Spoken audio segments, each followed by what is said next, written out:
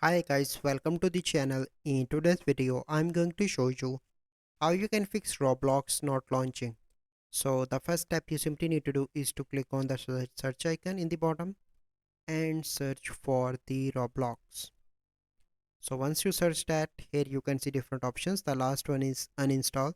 So you simply need to click on that and you need to uninstall the Roblox application first.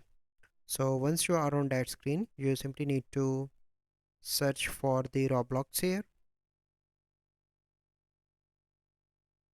Okay, click on three dots and uninstall. So once you uninstall, you simply need to go back and you simply need to search for the Roblox and you simply need to click on Roblox download.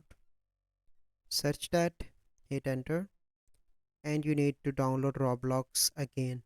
So once you download that, you simply need to install that onto your PC and start your Roblox, and it will work without any issue. So this is the process how you can fix Roblox not launching. So I hope you find this video helpful. If you find this video helpful, must like this video, subscribe to our YouTube channel for future videos. We'll see you in the next video. Thank you. Have a good day.